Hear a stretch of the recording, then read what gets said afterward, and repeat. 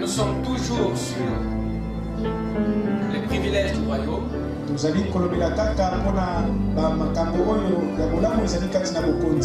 Précisément sur le droit à la propriété. Et le sous-thème que nous sommes en train de ruminer se porte sur les moyens de possession.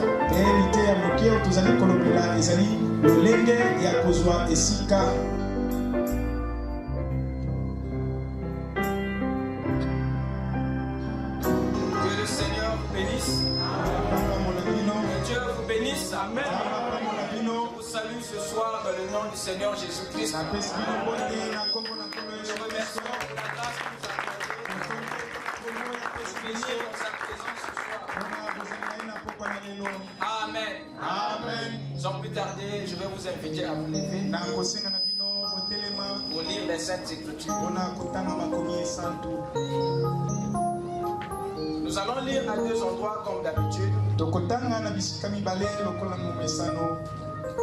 D'abord dans Exode chapitre 6, verset 2 à 8. Ensuite nous irons dans le livre des Hébreux, le chapitre 7. Nous lirons le verset 22.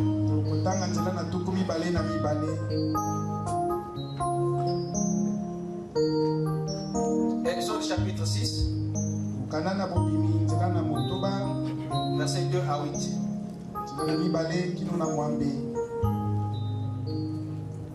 Dieu parla encore à Moïse et lui dit: Je suis l'Éternel. Je suis apparu à Abraham, à Isaac et à Jacob comme le Dieu tout-puissant. Mais je n'ai pas été connu d'eux sous mon nom, l'Éternel.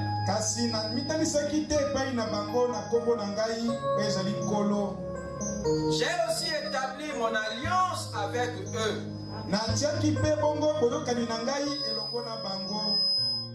pour leur donner le pays de Canaan. J'ai aussi établi mon alliance avec eux pour leur donner le pays de Canaan, le pays de leur pèlerinage, dans lequel ils ont séjourné. J'ai entendu les gémissements des enfants d'Israël, que les Égyptiens tiennent dans la servitude. Et je me suis souvenu de mon alliance. C'est pourquoi dis aux enfants d'Israël: Je suis l'Éternel. Je vous affranchirai des travaux dont vous chargent les Égyptiens. Je vous délivrerai de leur servitude. Et je vous sauverai à bras étendus et par des grands jugements. Je vous prendrai pour mon peuple. Je serai votre Dieu. Et vous saurez que c'est moi l'Éternel votre Dieu, qui vous a affranchi des travaux dont vous chargent les Égyptiens. Je vous ferai entrer dans le pays que j'ai juré de donner à Abraham, à Isaac et à Jacob.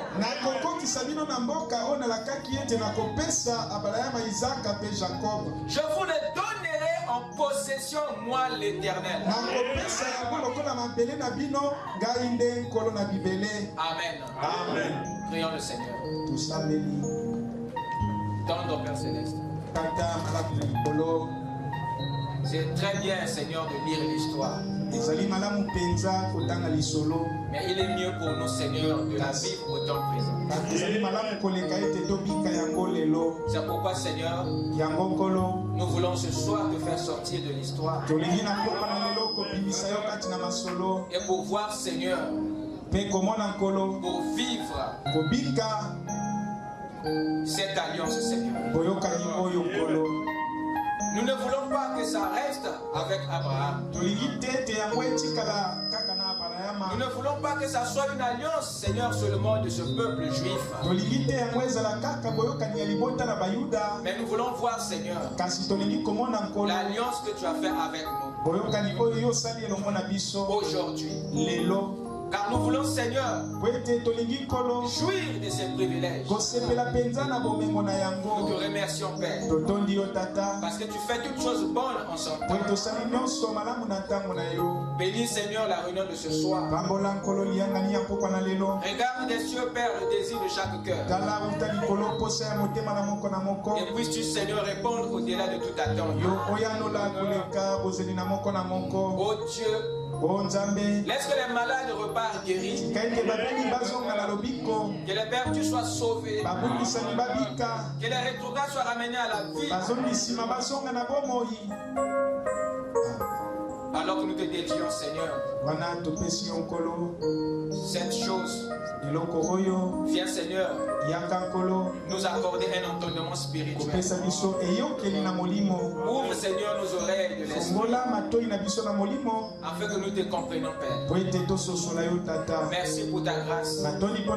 Merci pour ta présence.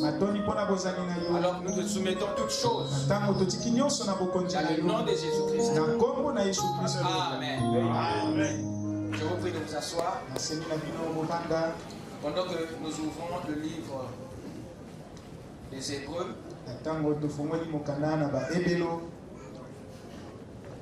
Hébreux chapitre 7.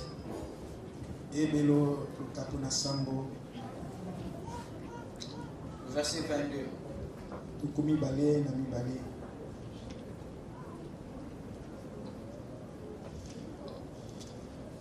Jésus est par cela même le garant d'une alliance plus excellente.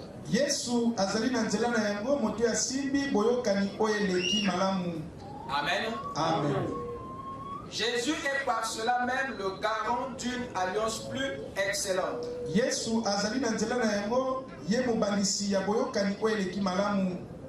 Amen. Amen.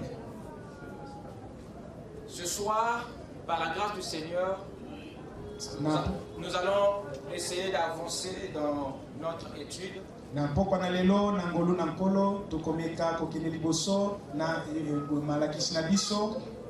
Nous sommes toujours sur les privilèges du royaume.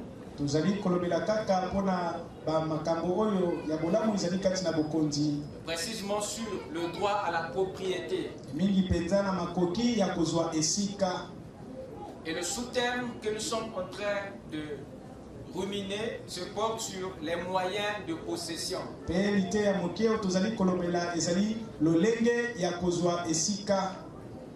ce soir, ma prière est d'aborder la dernière partie de l'alliance.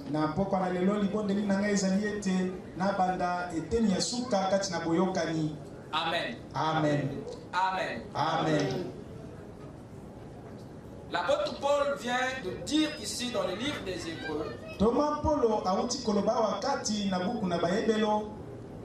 au verset 22, que Jésus est le garant d'une alliance plus excellente.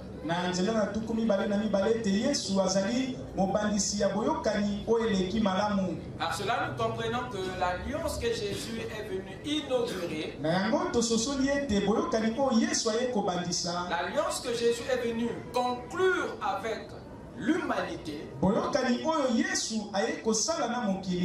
est de loin plus meilleur que celui que le Père avait conclu avec les Abraham là-bas. Alors si l'alliance que le Seigneur a conclue est plus excellente, alors vous pouvez maintenant avoir une idée des privilèges que nous avons là-dedans. Parce que les alliances du passé, en prenant d'abord celui que Dieu avait fait avec Abraham, vous pouvez voir les avantages, les privilèges dont jouissait Abraham et sa postérité. Mais tout cela a été noyé, englouti par l'alliance par excellence. Celle que Jésus est venu alors conclure.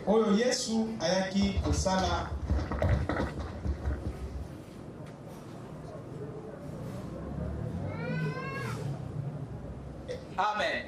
Amen. Alors j'aimerais que vous me suivez attentivement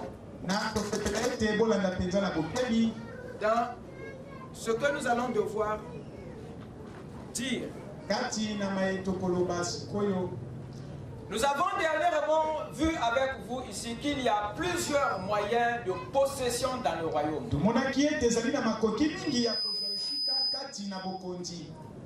Que Dieu, lui, se soucie souvent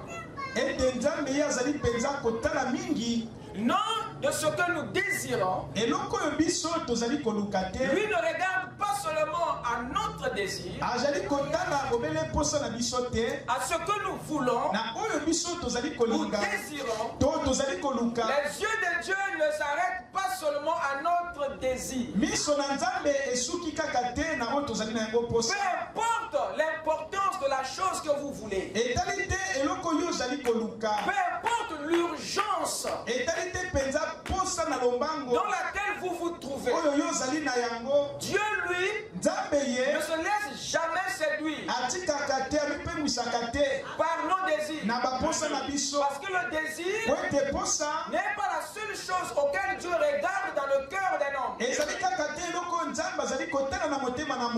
Mais la manière d'accomplir ce désir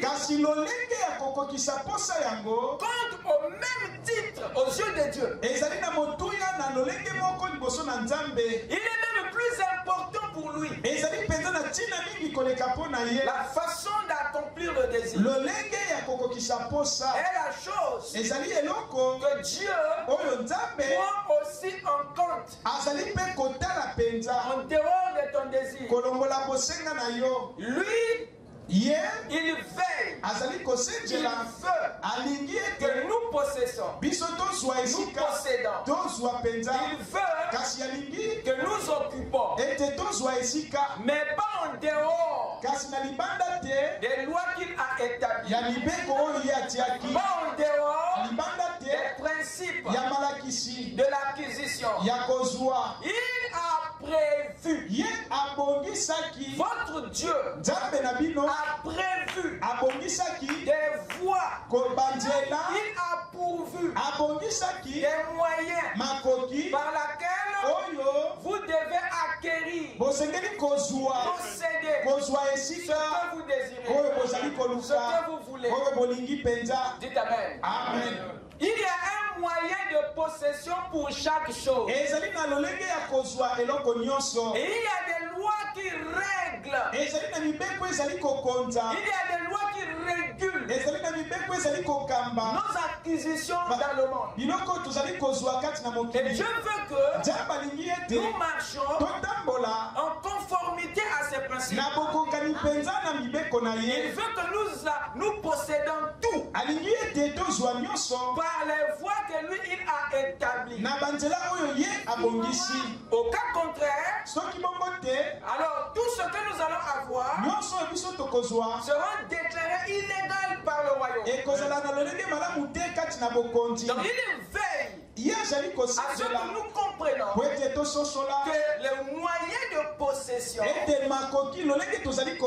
comptent autant pour lui que l'objet à posséder. Or, les chrétiens sont souvent aveuglés par leur désir de posséder, sans prêter attention aux moyens de possession possession. Or maintenant, nous avons compris que ce qui nous attire souvent des problèmes avec Dieu, ce n'est pas le désir, mais c'est le moyen, la voie par laquelle nous accomplissons ce désir. Si la voie n'est pas approuvée par Dieu, ça va même maudire la chose que tu désires. Raison pour laquelle les fils du royaume ne contournent pas les principes. Ils respectent les principes. Parce qu'ils savent ce que ça nous coûtera si on retourne les principes établis dans le royaume par Dieu pour posséder toutes choses. Notre mépris envers ces moyens, envers ces lois, nous font perdre ce que nous avons même acquis. Parce que Dieu est un Dieu de justice. Il veut que tu conserves tous tes acquis. Mais de grâce, obtiens-les de la voie qu'il a prévue. Nous avons vu que la Bible est pleine de vérités à ce sujet. Parmi les voies de possession que la Bible nous fait connaître, nous avons vu qu'il y a demandé, et l'on vous donnera.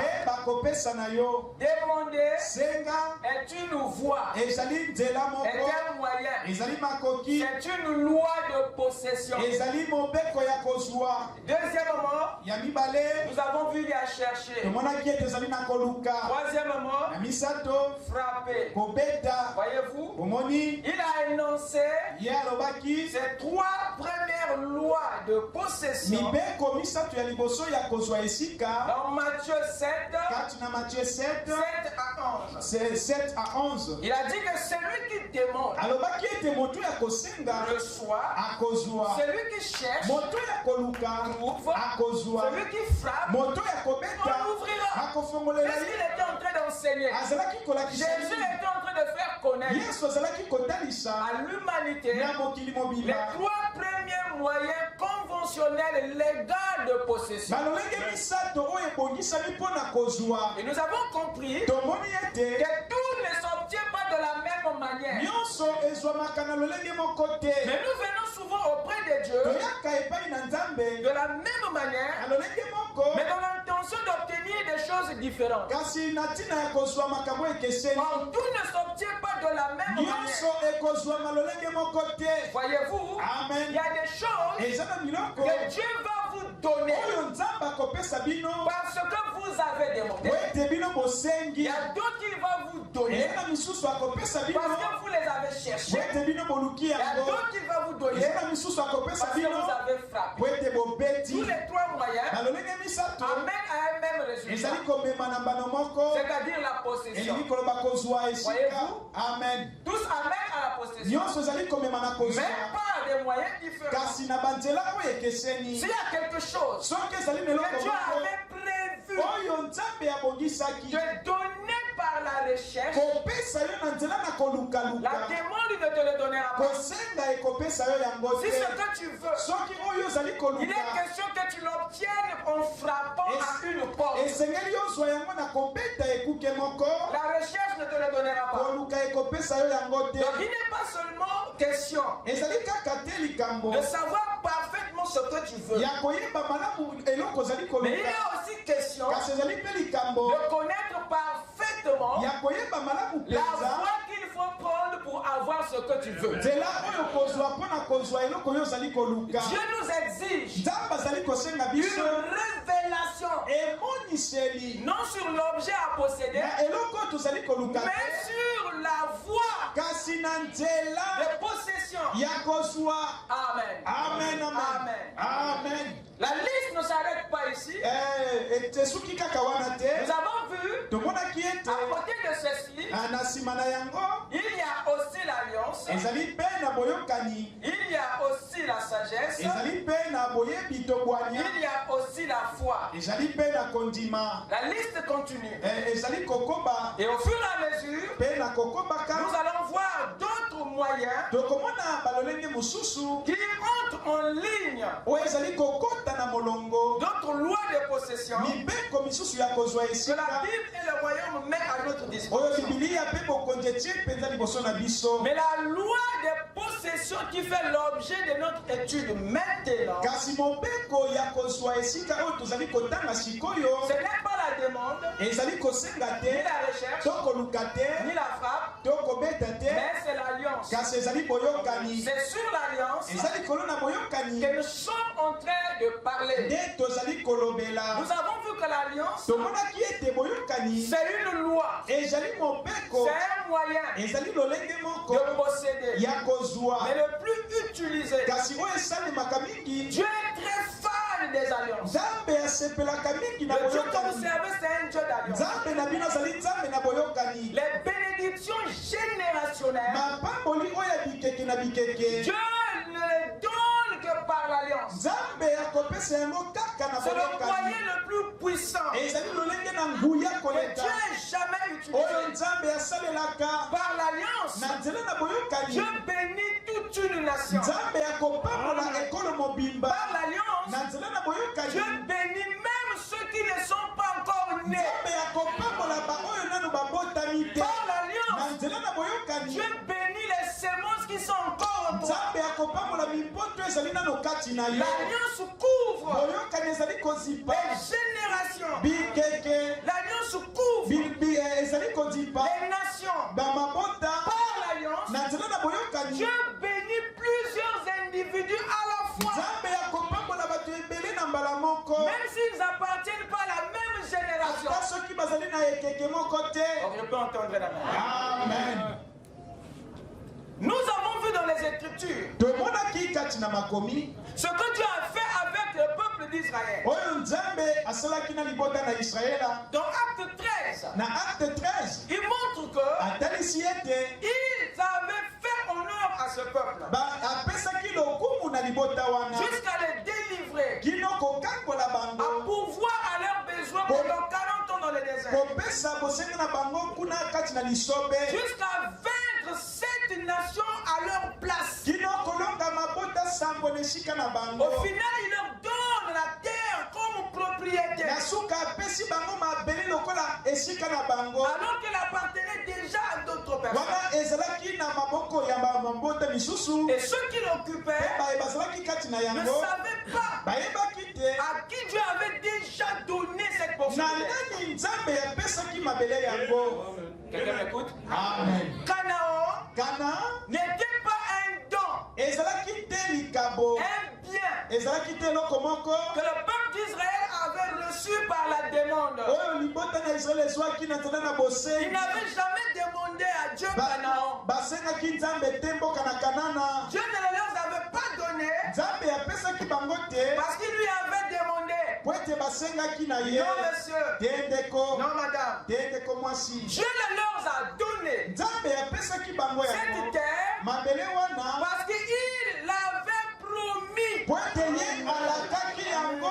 à Abraham dans une alliance. Canaan était le don de l'alliance. Canaan n'était pas le don de la demande. Ce n'était pas une réponse à une requête. Ce n'était pas aussi un bien que ce peuple avait cherché. Non. Canaan était une bénédiction de l'alliance. Ce n'est pas la sagesse d'Abraham qui avait produit ça. Ce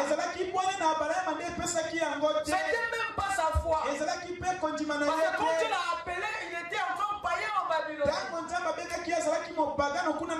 Il n'était pas encore converti, Dieu lui avait promis.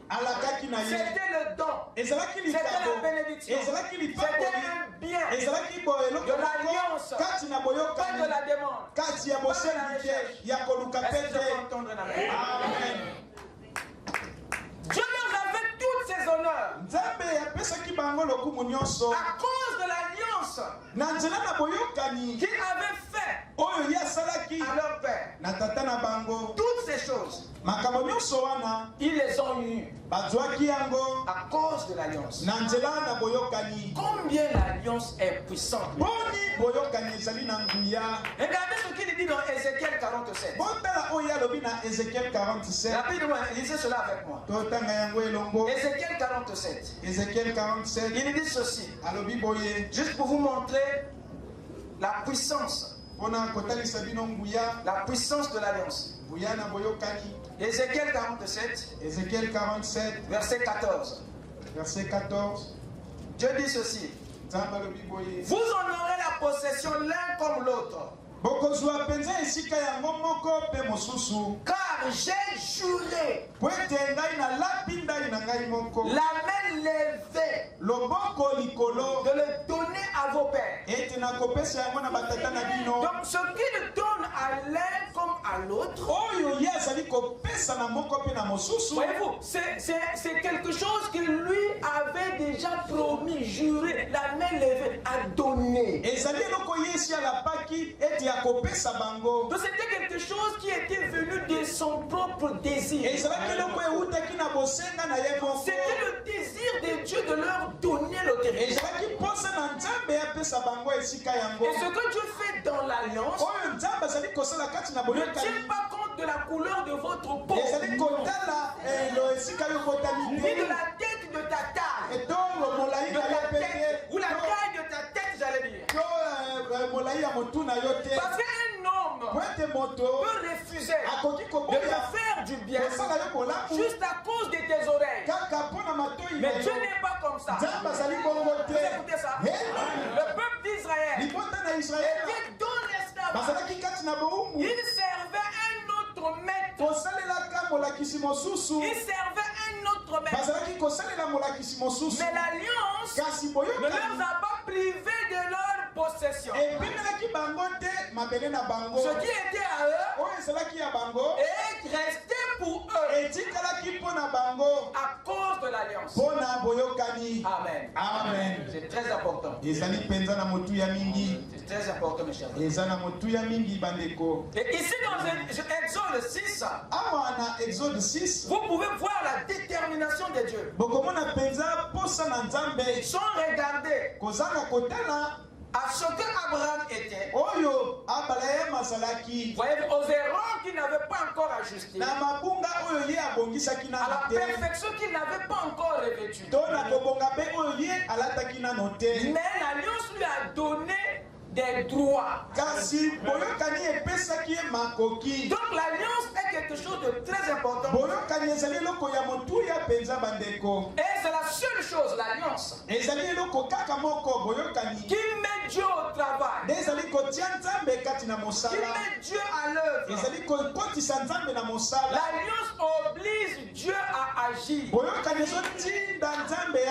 sans d'abord tenir compte de ton état actuel. C'est quelque chose qui amène Dieu à fermer les yeux à tes erreurs. C'est l'alliance. Ça l'empêche. Ça empêche Dieu de t'empêcher à avoir ce qu'il a promis. L'alliance l'empêche de te priver de ce qu'il a promis là-dedans. Ça le contraint. Quelqu'un peut dire amen. C'est très important. Raison pour laquelle, si nous pouvons nous élever et rentrer dans les alliances et voir l'alliance pour nous aujourd'hui et considérer les différents privilèges qui y figurent, Ça va changer votre façon de parler. Vous allez cesser de souligner certaines choses. Même les demandes seront différentes. Parce que quand tu découvres que Dieu t'avait déjà donné la chose que tu demandais toutes ces années. Je parle à quelqu'un. Amen, amen, amen. Il faut qu'on s'élève. Parce que Dieu est fâché de voir que nous continuons à chercher, à demander, à frapper pour avoir des choses qu'il nous a déjà données dans l'alliance. Ça le perturbe. Dieu est perturbé. Voilà pourquoi il a dit à vous, ne cherchez pas ces choses. Dites amen. Il dit votre Père céleste, il sait que vous avez besoin de ça. Il dit que ce sont les païens qui sont à la recherche de ces choses. Il dit mais vous, pourquoi il laisse les autres les chercher? Et à vous il vous défend. Il dit pourquoi vous inquiétez? Pourquoi il dit pourquoi vous vous inquiétez? Pourquoi vous courez après ça? Il dit non, ce sont les païens, c'est-à-dire ceux qui n'ont pas une alliance avec moi. Ils n'ont pas une alliance. Voilà pourquoi ils sont obligés de chercher. Or vous, je ne veux pas. Pourquoi? Non, mais j'ai une alliance avec vous. Et dans cette alliance, j'avais juré de prendre ses besoins en charge.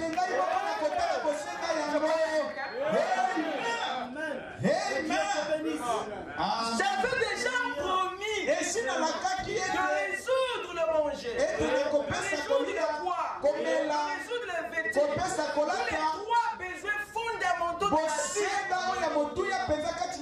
Vous êtes les fils du royaume, et quand vous entrez dans le royaume, le reste est à la charge de votre Père. Je parle à quelqu'un. Lorsque vous vous mettez à chercher ce qu'il vous a déjà donné, ça montre que vous ne connaissez pas votre alliance. Vous ne savez pas les termes de votre alliance. Vous ignorez tout. Voilà pourquoi vous demandez ce qu'il ne faut pas demander. Vous cherchez ce qu'il ne faut pas chercher. Vous énervez le Seigneur. Amen. Alors que l'alliance nous avait déjà tout donné. Ce qu'il faut faire, c'est d'en être conscient. Il faut être conscient que tu as une alliance. Et à partir de là, tu peux maintenant contempler les privilèges qui vont avec ton alliance. À ce moment-là, dites Amen. Amen. Cet éveil est important. Cet éveil est important. Parce que Dieu, c'est le seul être de l'univers qui reste toujours fidèle à ses alliances. Et lui, il n'est responsable que de ceux qui ont une alliance avec lui. Il a des devoirs envers ceux-là. Est-ce que vous écoutez ça? Amen. Dieu réagit vite à ceux qui ont une alliance avec lui.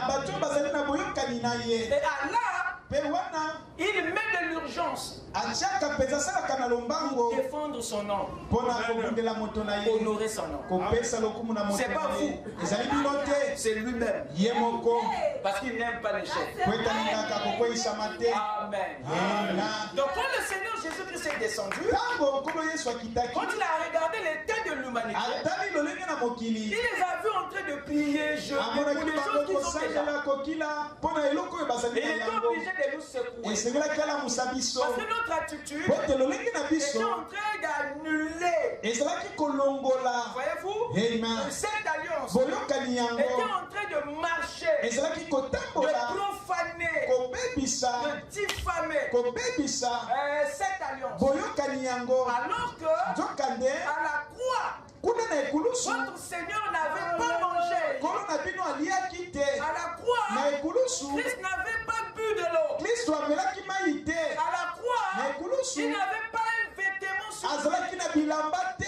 Les trois besoins fondamentaux qu'il a interdit à son peuple de chercher.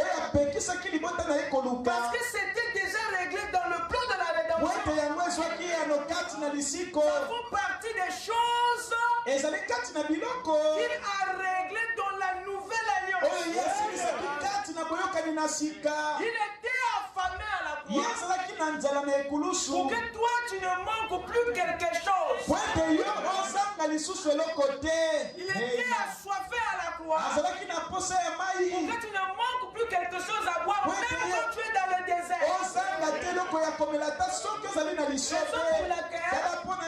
Un miracle se fait toujours. Quelque chose se fait toujours. Mais c'est la preuve qu'il n'avait plus les engagements. C'est toi qui n'as pas la foi dans l'alliance. Il a été crucifié nu. Pour que toi tu ne manques pas quelque chose à porter. Même si tu es seulement un vêtement. Mais en quel moment tu marcheras nu? C'est ça son défi. Tu ne marcheras jamais nu.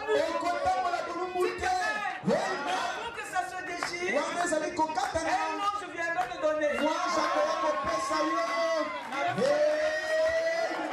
êtes le peuple de l'alliance. C'est ça les actions de Dieu. La responsabilité. Parce qu'il a une alliance avec vous. Mais vous ne voyez jamais ces miracles. Mais c'est votre Père en action. Si tu crois à cette alliance, tu verras ces choses. Amen. C'est ton incrédulité. C'est ton incrédulité qui bloque ces choses, qui empêche même les anges qui viennent avec ton colis. Quand tu y viens, ton incrédulité les repousse. Ton incrédulité les repousse. Il dit à Dieu, mais ta fille est comment? Elle ne croit pas. Il m'empêche. Parce que le doute dérange les anges. Dérange votre Père. Jésus n'a pas fait des miracles. Il n'en a pas fait assez. À cause de l'incrédulité. Dites Amen. Alors ne soyez pas Nazareth. Vous serez privés de vos privilèges. Jésus était suscité pour les Nazaréens. C'était sur les Nazarettes. Ils devaient être remplis. Parce que c'était leur offert. Mais leur doute a bloqué les dents. Et le rocher n'a pu donner de ses os. Parce qu'ils ont refusé de frapper. Et Nazareth, dit à Amen. Il est parti à Capernaum. Je parle à quelqu'un. Alors, soyez prudents. Des fois, tu peux travailler pour ton échec. Alors que Dieu fait tout pour que tu réussisses. Peut retarder ton épanouissement. Je veux que ce soir, chacun en partant puisse déposer son incrédulité. Les bénédictions de l'alliance a besoin de la foi. Amen. Vous devez croire dans l'alliance. Vous devez croire au droit que Dieu vous a concédé par l'alliance. Tu n'as pas voulu ça. Tu n'avais jamais demandé ça. Mais Dieu descend et te fait connaître que voilà ceci que tu l'avais donné. Voilà ceci que tu l'avais déjà donné. C'est à toi de croire que tu vas posséder. Amen. Amen. Ne prenez jamais ce que Dieu donne par alliance. Ne ravissez pas ce que Dieu donne à quelqu'un par alliance. Vous les garderez seulement pour un temps. Après, ça retournera. Parce que l'alliance donne à quelqu'un le titre de propriété, même sur ce qu'il a déjà perdu. Voilà pourquoi le diable est déçu. Depuis qu'il avait pris l'Éden, comme il n'avait pas le titre de propriété, mais il va les garder. Comment est-ce que ça va repartir entre les mains de Christ? Il va voir comment ça va repartir entre les mains d'Adam. Parce que l'alliance te donne le titre de propriété. Peu importe ce que les Palestiniens feront sur la terre d'Israël, ils ne vont jamais le garder. Parce que les Juifs ont le titre de propriété. L'alliance leur confie la terre. Je parle à quelqu'un. Amen. Amen. Donc il y a de ces vertus que le monde t'a volé. Il y a de ces qualités que le péché t'a retiré. Sois sûr, mon frère. Tu vas les retrouver avant la fondation du monde. Tu as déjà dit saint. Même si maintenant tu l'as perdu, il reviendra. Ce qui compte, c'est l'affiché du début. Je parle à quelqu'un. Amen. C'est le fichier du début. Peu importe. Ça reviendra. Je ne sais pas. Le titre de propriété est réservé à une personne. Amen. Amen. Dieu n'a des engagements que pour ceux qui ont une alliance avec lui. Je vais lire une écriture ici dans Zacharie 9. Zacharie 9. Prenez cela avec moi, le verset 11. Il dit ceci. Et pour toi, à cause de ton alliance scellée par le sang, je retirerai tes captifs de la fosse où il n'y a pas d'eau. À cause de quoi? À cause de l'alliance. Dieu agit. Ce n'est pas parce qu'ils sont bons. Donc ça veut dire qu'il y a des captifs qui étaient dans un trou. Et dans ce trou-là, il n'y avait pas d'eau. Et ce trou-là est le type du monde où il n'y a pas la vie. Le trou-là est le type d'une dénomination où il n'y a plus la parole. Et si tu as une alliance avec Dieu, que tu sois bon, que tu aies des défauts, il suffit que tu aies seulement une alliance, Dieu ne te laissera jamais dans le monde. Pourquoi nous sommes tous dans la parole? Il y a une alliance qui a été conclue avant que tu ne naisses. Et c'est ça qui t'a poursuivi dans le monde. C'est ça qui te fait sortir dans la vie. Dites Amen. Amen. Des fois vous ne comprenez pas pourquoi Dieu court après moi. Pourquoi ceci arrive qu'à moi? Qu'est-ce que j'ai fait? Qu'est-ce que j'ai fait? Dieu te coince à gauche, te coince à droite. Mais c'est les alliances qui expliquent ça. Lui ne doit pas échouer. Peu importe ce que tu vas faire contre toi, Dieu fera que à la fin qu'il gagne. Parce qu'il a un défi. C'est pas à cause de toi, c'est à cause de lui. Amen. Amen. Amen. Frère Branham dit l'amour de Dieu consiste dans son élection. Amen. Amen. On ne va pas s'en sortir de là. Surtout lorsqu'il y a une alliance. Acte 3. Acte 3. Acte 3. Commençons la lecture à partir du verset 25. Verset 25. Écoutez. Vous êtes les fils des prophètes et de l'alliance que Dieu a traitée avec nos pères. Ah oui, hein? Amen. Ah oui. Vous n'êtes pas seulement les fils des prophètes. Le Saint-Esprit ajoute un détail. Parce qu'il sait que vous pouvez l'oublier. Vous n'êtes pas seulement les fils des prophètes. Vous êtes aussi les fils de l'alliance que Dieu avait traité avec nos pères. Il avait traité avec nos pères. Mais nous sommes déjà inclus. Comment est-ce que le Dieu de l'alliance va vous laisser? Parce que l'alliance est une affaire générationnelle. Amen. Amen. Voilà pourquoi c'est très dangereux pour ceux qui ont fait des pactes dans le monde.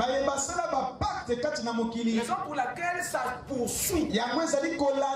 Parce que c'est la nature des pactes, c'est la nature des alliances. Quand tu fais une alliance, que ça soit avec un esprit, que ça soit avec un homme, mais l'impact, les répercussions vont au-delà de vous qui avez conclu l'alliance. Les lois vont vous réclamer. Même après vous, raison pour laquelle ce qu'on conclut, surtout avec Dieu, va jusqu'à 1000 générations. C'est la puissance de l'alliance.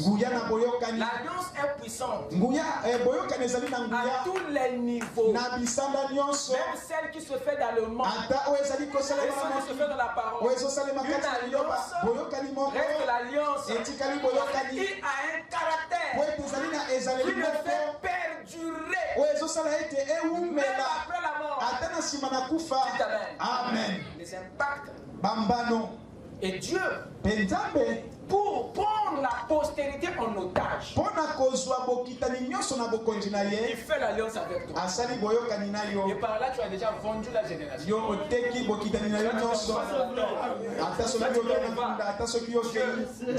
qu'il a traité avec toi, les enfants n'étaient pas là. Pour suivre. Et il va les rappeler que non, j'avais dit ça. Mais papa est parti.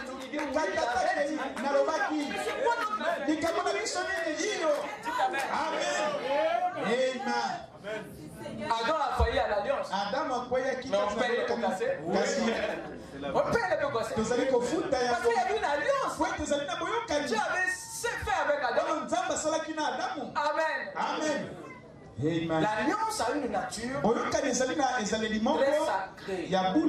Voilà pourquoi ne blaguez pas avec les vœux, avec les alliances, avec les serments. Ne blaguez pas. Que ça soit dans le monde, j'insiste, que ça soit dans la parole. Ne blaguez pas avec les alliances. Elles ont un caractère générationnel qui peut traverser les âges et le temps. Alors si vous n'avez pas un technicien qui sait comment aller détruire ces alliances et vous ramener ici intact. Si vous n'avez pas un sous-marin pour aller dans les profondeurs et mesurer, alors vous êtes ici. Amen. Amen. C'est très important. Vous êtes les fils des prophètes et de l'alliance que Dieu a traité avec vos pères en disant à Abraham, toutes les familles de la terre seront bénies en ta postérité. Et c'est à vous premièrement que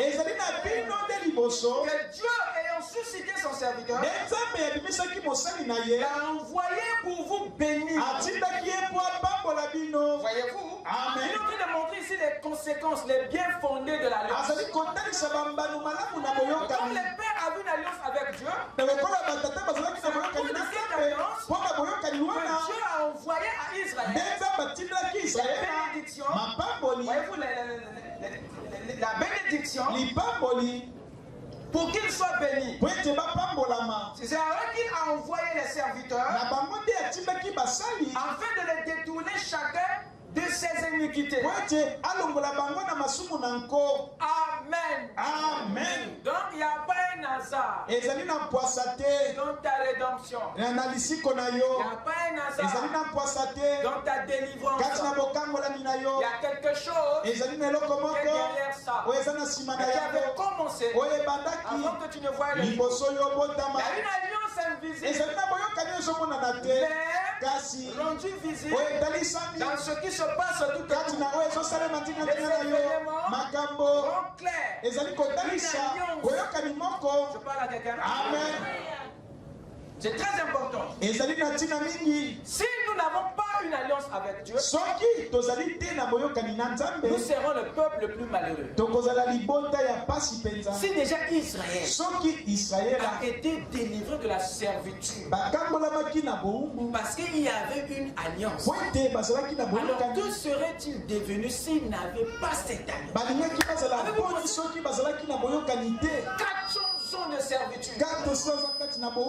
Au bout de cela, Dieu les fait sortir parce qu'il y avait une alliance. Que serait-il arrivé s'il n'y avait même pas une goutte d'alliance? Mais ça serait une servitude éternelle. Vous écoutez ça? Amen. L'alliance change les vies. L'alliance change les choses. C'est très important de la voir. Ne marchez pas sans alliance. Quelqu'un m'écoute? Ne marchez pas sans alliance. L'alliance vous rend intouchable. L'alliance fait de vous un homme, une femme à problème. Pour le royaume des ténèbres, bien sûr. Le diable ne peut pas les tenir pendant longtemps. Ceux qui ont une alliance avec Dieu. Parce qu'ils n'auront pas affaire à eux, mais ils auront affaire. Amen. C'est ça le problème.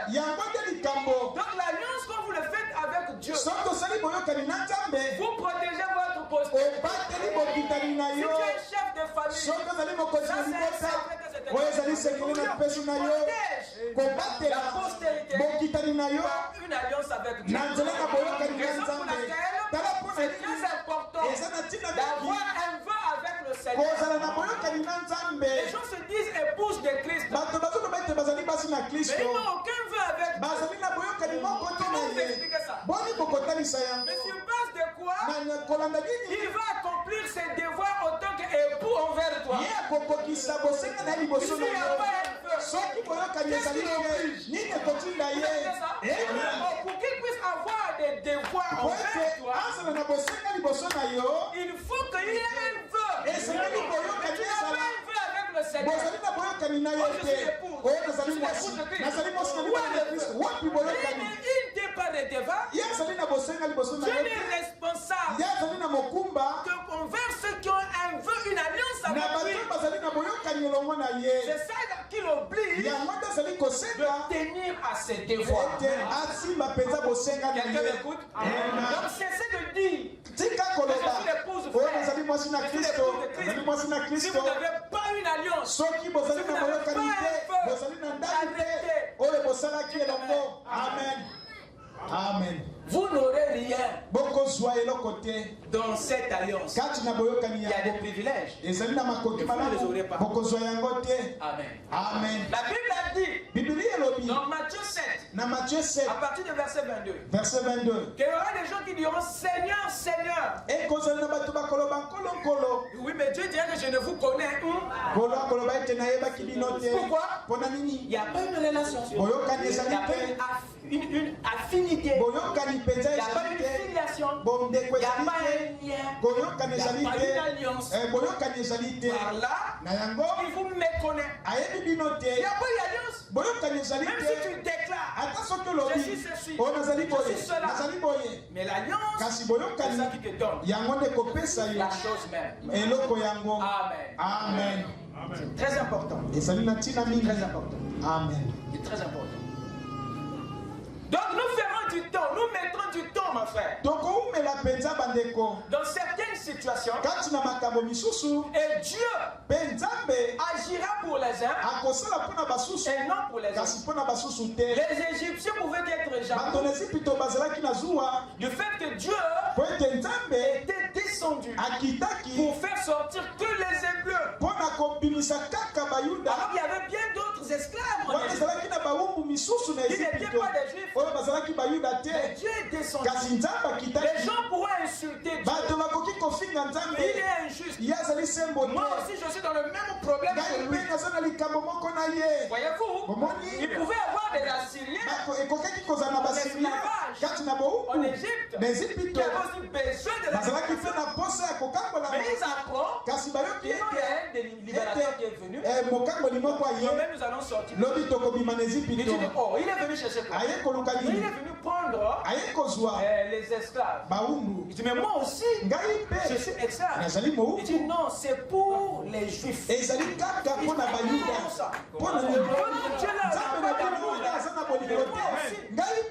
oui, c'est pour les Juifs. Il dit, mais pourquoi? C'est comme ça. Lorsque Josué a sonné la trompette, il a dit que moi aussi je profite. Il est rentré dans le mouvement. On arrive dans le désert. Je dis stop. Je dois vérifier. Je dois me rassurer. Je dois me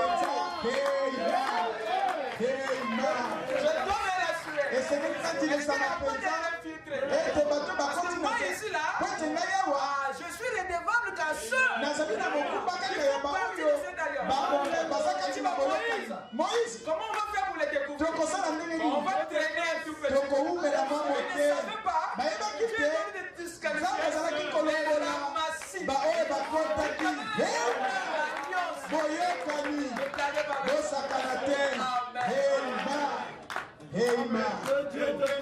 Il dit 1000 tombera à ta droite. 10 000 à ta gauche. Mais aucune ne t'atteindra. Parce que tu es le peuple de l'alliance. Je ne me protège pas pour rien. Je n'agis pas pour rien. Mais tu dois être conscient que tu as un lien. Et c'est pour ça que je parle ce soir. Pour te secouer. Parce que ta vie ne change pas. Et elle ne changera pas. Aussi longtemps que tu ne réalises pas que tu as des bénédictions dans cette alliance. Quelqu'un peut dire amen. Dieu, il y a des choses qu'il veut te donner. Mais pas par la prière. Pas par les jeûnes. Tu vas les jeûner. Tu vas les prier. Tu n'obtiendras pas. Ça mettra du temps. Parce que ce n'est pas le moyen. Tu t'amènes. Amen. Jusqu'à ce que tu reconnaisses. Tu le réalises. Et les choses s'ouvrent. C'est très important, mes chers. Je pense que quelqu'un m'écoute. Même dans sa langue maternelle. Ouvrez avec moi dans Ephésiens 2. Ephésiens 2. Écoutez ce que Paul dit. Il touche quelque chose de très capital ici. Ephésiens chapitre 2, commençons la lecture à partir du verset 12. Il dit ceci. Souvenez-vous que vous étiez en ce temps-là sans Christ, privé du droit de cité en Israël, privé d'un droit. Vous écoutez ça? Amen. Paul nous rappelle. Souvenez-vous que vous étiez en ce temps-là sans Christ, privé du droit de cité en Israël, étranger aux alliances. Lisez bien, alliance est au pluriel. Vous écoutez ça? Amen. Souvenez-vous que vous étiez en ce temps-là sans Christ. Privé du droit de cité en Israël. Étranger aux alliances de la promesse. Sans espérance et sans Dieu.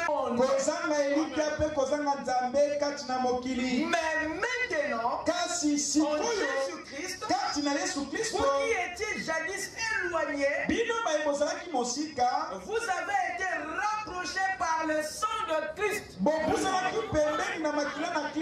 Par le sang de Christ, la loi des ordonnances dans ses prescriptions, afin de créer en lui-même, avec les deux, un seul homme nouveau, en établissant la paix, et de réconcilier l'un à l'autre et l'autre, et en un seul corps, avec Dieu, par la croix, en détruisant par elle l'amitié. Amen. L'alliance que Christ introduit ici par son sang, c'est une alliance plus excellente et plus supérieure que celle que le Père avait conclue avec nos aïeux. Alors cette alliance nous rapproche de nos privilèges. Alors qu'on était hier éloignés, c'est-à-dire tu pouvais voir, mais tu n'avais pas le droit de mettre la main. Il fallait que Christ vienne au travers de ton sang nous introduire dans une nouvelle alliance qui nous rend, qui nous donne tout ce que Adam avait perdu par la chute. Les avantages naturels et spirituels sont maintenant rendus possibles par cette nouvelle alliance. Amen. Écoutez maintenant. La Bible nous parle de l'Ancien Testament et du Nouveau Testament. Amen.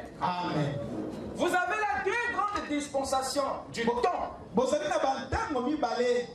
dans lequel vous trouverez aussi plusieurs alliances.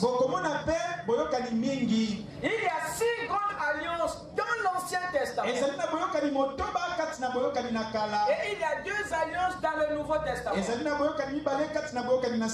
6 alliances de l'Ancien Testament ne forment qu'une seule alliance. On appelle l'ancienne alliance. Voyez-vous? Et ici, les 2 alliances du Nouveau Testament ne forment qu'une seule alliance, qu'on appelle la Nouvelle Alliance. Alors, je vous interdis de voir plusieurs alliances ici et 2 alliances ici. Parce que toutes ces alliances n'étaient que les segments d'une seule et même alliance. Dans l'Ancien Testament ici, on avait quoi? On avait l'alliance de Dieu avec Adam.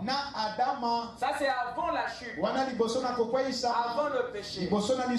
Ensuite nous avons eu l'alliance de Dieu avec qui? Avec Adam. Après la chute. Vous êtes avec moi? Amen. Il y a une alliance qui s'est faite après la chute. Il y a aussi une alliance avant la chute. Et l'alliance que Dieu a fait avec Adam après la chute, c'était une alliance double. On va pas rentrer là-bas. Et après cela, il y a eu quoi encore? Il y a eu une autre alliance. Voyez-vous? 3. L'alliance de Dieu avec qui? Avec Noé. Voyez-vous? Amen. Et après, il y a eu une alliance entre Dieu et Abraham. Amen. Amen. Et après ça, il y a eu une alliance entre Dieu et qui encore? Et Israël. Avec Israël. Au mont Sinaï. Vous êtes avec moi? Amen. Et après, il y a eu une alliance entre Dieu avec David. Vous êtes avec moi? Amen. Voilà les 6 alliances de l'Ancien Testament. Et toutes ces alliances forment ce qu'on appelle une seule alliance. Et c'est l'ancienne alliance. Dans l'ancienne alliance, vous trouverez ces alliances. Et tous ne forment qu'une alliance. Et c'est l'ancienne. Dites Amen. Amen. Maintenant, dans le Nouveau Testament, vous avez quoi? Vous avez ici la 7e alliance en fonction de la chronologie. Voyez-vous? Qui est l'alliance de Dieu avec l'humanité. Voyez-vous? C'est cette alliance de Golgotha. Parce que ce sang-là, Dieu l'a versé pour le monde. Dieu a tant aimé le monde, c'est l'humanité. Il a donné son fils. Il est venu mourir pour l'humanité. Le sang qui a été versé, c'est pour l'humanité. C'est l'alliance de Dieu avec l'Église, avec l'humanité, avec le monde. Est-ce que vous me suivez? Amen. Et ensuite, vous avez l'alliance de Dieu avec l'épouse, c'est-à-dire les élus. Alors ici, ça se resserre un peu. Quelqu'un peut dire Amen? Merci. C'est là où maintenant le problème se pose. Alors on doit maintenant être prudent ici. C'est très dangereux maintenant. C'est très dangereux mes frères. Qu'est-ce qui se passe? Vous avez ici la 7e alliance. Vous avez ici la 8e alliance. Ne voyez pas deux. Voyez seulement une seule alliance qui est la nouvelle alliance. Dans la nouvelle alliance, il y a le sang et l'esprit. Et l'alliance de Golgotha, c'est en rapport avec le sang. Vous écoutez ça? Et la Pentecôte, c'est lui qui pourvoit l'esprit. Donc si tu es dans la nouvelle alliance, tu dois avoir le sang et l'esprit. Amen. C'est ça. La nouvelle alliance. Elle a 2 parties. Voyez-vous, il y a le sang et il y a l'esprit. Il y a le sang et il y a l'esprit. Voilà ceux qui vont ensemble. Alors remarquez, la 8e alliance n'est que la dernière partie. Voyez-vous, de la nouvelle alliance. Et la 7e alliance n'est que la première partie de la nouvelle alliance. Et cette nouvelle alliance commence par le sang, le chiffre 7, et termine par l'esprit, le chiffre 8. Vous avez ici Golgotha, et vous avez ici la Pentecôte. Donc dès que tu es là, pour que tu sois convaincu que tu es le fils de son alliance, il faut que tu aies le sang. Il faut que tu aies le Saint-Esprit. C'est la preuve. Il t'aime les débats. C'est la preuve. Responsabilité envers toi. Si tu ne fais pas ça, tu n'as pas une alliance avec lui. Il ne sera pas responsable. Amen. La nouvelle alliance. La nouvelle alliance. Ce qui commence commence par Golgotha doit terminer à la Pentecôte. Voyez-vous, Amen. l'Esprit achève le signe. Et c'est très important. C'est très important de comprendre notre alliance. Et toi qui m'écoutes, tu n'es plus ici. Non, tu es ici. Alors, dans la 8e alliance ici, c'est-à-dire dans la dernière partie de la nouvelle alliance, ici, c'est là où Dieu restaure toutes les bénédictions des 6 premières alliances. Pourquoi cette alliance ici? Cette alliance ici est plus excellente que celle-ci. Parce que ici, vous avez toutes les bénédictions des 6 alliances.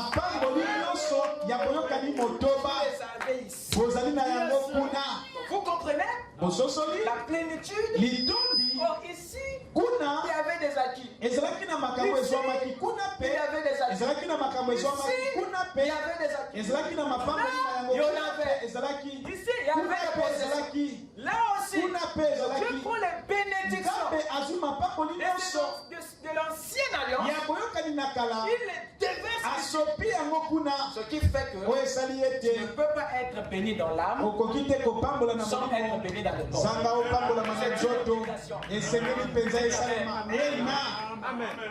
Voilà pourquoi Paul dit que cette alliance qui a été inaugurée par Jésus, c'est l'alliance la plus excellente. Donc si quelque chose ne change pas, alors que nous sommes dans la nouvelle alliance, il y a quelque chose qui ne va pas. Alors tu n'as pas le sang. Tu es en dehors. Tu n'as pas encore. Vous savez, c'est possible d'avoir des gens qui sont en dehors. Oui, c'est possible. Les Juifs n'ont pas bénéficié de l'expiation de la croix. Parce qu'ils n'ont pas cru. Et les 2 oliviers vont être envoyés pour les amener à croire à la mort de Christ il y a des milliers. Et c'est quand ils vont reconnaître la mort de Christ à la croix, c'est là que même le pardon leur sera donné. Par le pardon des péchés fait partie des privilèges de la nouvelle alliance. Les péchés qui ne peuvent pas être pardonnés ici, ils sont là. Voilà pourquoi cette alliance est plus excellente. Ici, le péché était couvert. Mais dans la nouvelle alliance, le péché est ôté. Vous pouvez aller où? Partir ici. Allez-y. Nous, on est ici.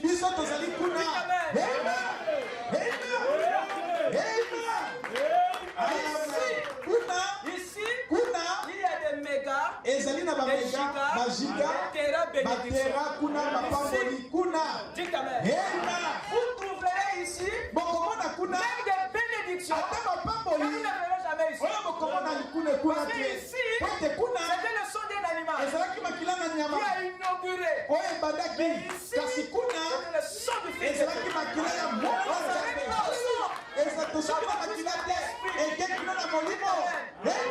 Dieu, avec l'esprit de Christ en toi, les gens qui sont péchés, a te donné tout ce que Christ avait.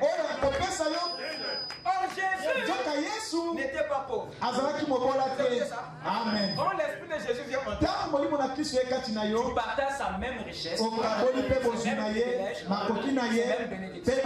Voilà pourquoi tous ceux qui sont nés et qui sont dans cette alliance, Dieu n'a plus peur de vous donner la prospérité. Dieu n'a plus peur de vous donner la prospérité. Parce qu'il sait que l'esprit est en vous. L'utilisera pour le but du royaume. Gloire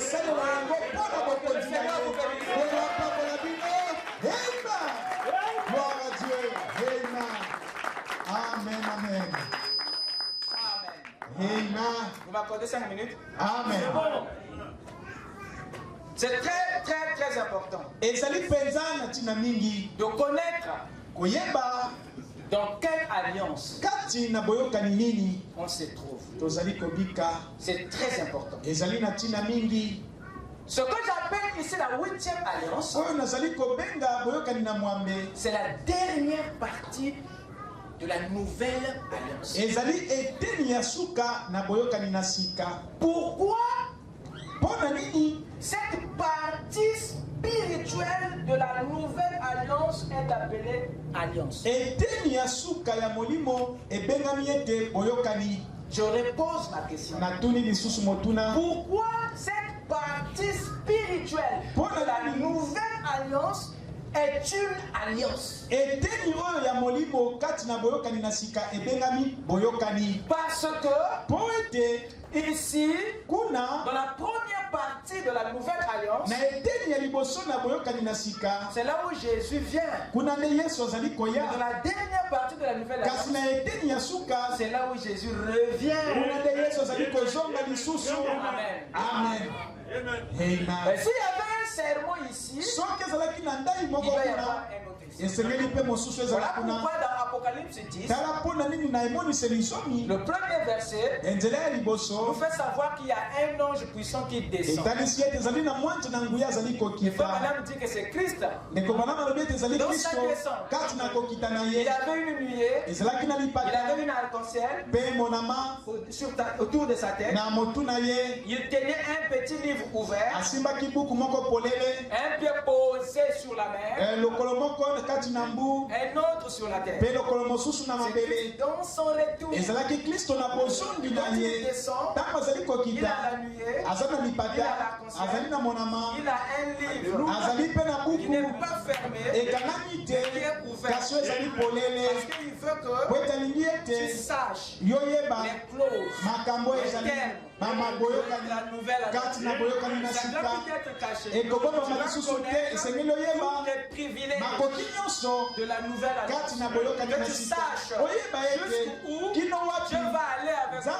Jusqu'à quel niveau il va remporter des victoires à ta place. Que tu saches ce qu'il est capable, ce qu'il a promis faire dans ta vie. Ce livre est ouvert pour toi. Afin que tu lises, tu vois ce qu'il a arrêté de faire aujourd'hui dans ta vie. L'impossible, c'est écrit dans ce livre et c'est rendu possible. Et nous devons nous élever et lire les termes de notre alliance. Parce que le livre a été ouvert pour que ça soit lu. Et toi, tu n'as pas fermé les yeux. Je veux entendre la descends avec un livre ouvert. Ça veut simplement dire fini l'âge de l'ignorance. C'est l'âge du savoir. Si tu ne connaissais pas, je veux que tu le découvres. Le livre était fermé. Le diable a tiré profit de ton ignorance. Aujourd'hui, je te révèle l'alliance ainsi que les termes de l'alliance. Afin que tu saches que le diable ne puisse plus te tromper. Même ton propre doute ne peut plus te vaincre. Parce que tu vas le savoir. Descends avec une nuée, avec l'arc-en-ciel, avec un petit livre ouvert. Et la Bible dit il posa son pied droit sur la mer, son pied gauche sur la terre. Au moment de cette descente, il doit prendre le contrôle de ces deux entités. Parce qu'il peut y avoir des influences qui peuvent distraire l'œuvre du Seigneur pendant sa descente. Il dit de poser le pied droit sur la mer, le pied gauche sur la terre. Pourquoi il n'a pas mis le pied droit sur la terre? Et le pied gauche sur la mer. Mais la Bible dit le pied droit. C'est celui qui est parti sur la mer. Vous savez pourquoi? Parce que de la mer sort le dragon. De la mer sort le dragon. La Bible dit il y a une bête qui monte des eaux. Il y a une autre bête qui monte de la terre. Ce sont les influences démoniaques qui attaquent le réveil de l'époque.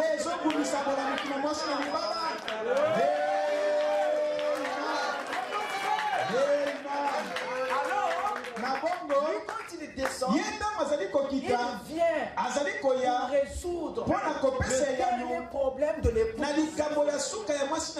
c'est cette alliance qui l'oblige de revenir au pouvoir. Il y a quelque chose qui l'oblige de revenir. Il a une épouse sur la terre. Il a une épouse sur la terre. Et quand il descend, il sait quelles sont les forces qui combattent les pouvoirs. Quelles sont les forces qui ne veulent pas les donner. Quelles sont les puissances qui te retiennent. Et il sait que ces forces démoniaques viennent, montent des eaux. Et ce dragon, vous connaissez, c'est rond. Et quand il descend, l'alliance l'oblige de prendre le contrôle sur ce dragon, de prendre le contrôle sur cette autre bête qui monte de la terre. Les États-Unis, voyez-vous, parce que eux aussi, c'est la main droite du dragon. Et les deux vont travailler en équipe pour coincer les poules. Dieu est obligé de les lier les mains et les pieds au moment de sa descente. Parce que cette bataille, c'est pas toi qui dois remporter ça, c'est lui qui doit gagner. Parce que tu es son époux. Le peuple de son alliance. Tu ne peux pas vaincre la bête. Parce qu'il a été écrit. Tu peux vaincre la bête. Mais seuls ceux qui ont le sang, l'alliance. Et quand tu as une alliance, c'est le Dieu de l'alliance qui a été. Tenez-vous tranquille et regardez la gloire de Dieu. Amen. Quand il descend à cette époque-là, il contrôle. Il prend le contrôle de cette bête. Il prend le contrôle de cette bête qui descend.